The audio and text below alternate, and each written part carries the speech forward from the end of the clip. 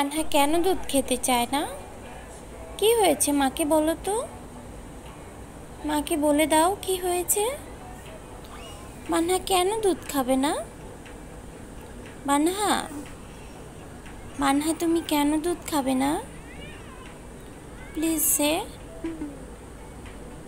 Manha please say, please say তুমি কেন দুধ খাবে না তুমি?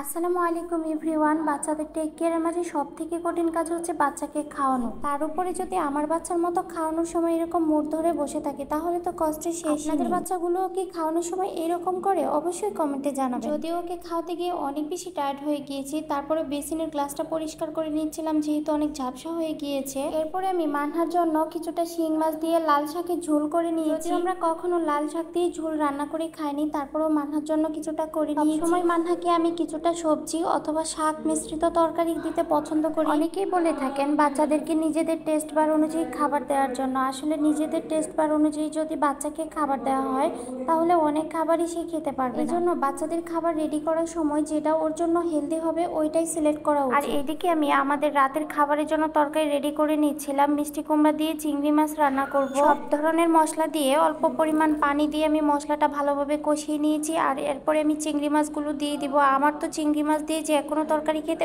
অনেক বেশি ভালো লাগে। আপনারা কারা কারা চিংড়ি মাছ দিয়ে যে কোনো ধরনের তরকারি অনেক পছন্দ করেন অবশ্যই জানাবেন। আর সবজিগুলো দেওয়ার পরে সিদ্ধ হয়ে গিয়েছিল, এরপরে আমি কিছুটা পানি এবং কাঁচামরিচ দিয়ে ঢেকে দিয়েছি। আর এইদিকে কয়েকটা কচু ভাজি করে নিচ্ছিলাম। কচু ভাজি আমার অনেক বেশি পছন্দ আর এটা অনেক বেশি হেলদিও। আর এই কচুগুলো একদম নিজস্ব ক্ষেতের, আমাদের বাড়ি থেকে পাঠিয়েছিল এবং খেতে অনেক ইয়াম্মি হয়েছিল। আর এরপরে ভাবছিলাম মানহাকে নিয়ে একটু বাইরে যাব, এই জন্য মানহাকে বলেছি তুমি নিজে নিজে জুতো পরো। যেহেতু ও একটু বড় হচ্ছে এবং বুঝতে শিখছে সেহেতু নিজের কাজগুলো নিজে করানোর একটা ট্রাই করছি। আর নিচে অনেকটাই গরম ছিল এই জন্য ওকে আমি কটনের মধ্যে একটা জামা পরতে দিয়েছি। এরপরে আমরা ওর বাবার জন্য অপেক্ষা করছিলাম। নিজে চেষ্টা করতে করতে মানহা কিন্তু একদম নিজের জুতোটা পরে নিয়েছে আলহামদুলিল্লাহ। আমি পাশ থেকে ওকে ইন্সপায়ার করছিলাম। আর এদিকে ওর বাবা চলে এসেছে, আমরা ঝটপট নিচে চলে গিয়েছি। আর এই রাস্তাটা অনেক বেশি সুন্দর ছিল, হালকা আলো। এই তো এমনি হাঁটতে গিয়েছি, কোনো কাজ ছিল না। সামনে একটা সুপার শপ ছিল আর মানহা তো সেটা দেখে একদম পাগল হয়ে গিয়েছিল যাওয়ার জন্য।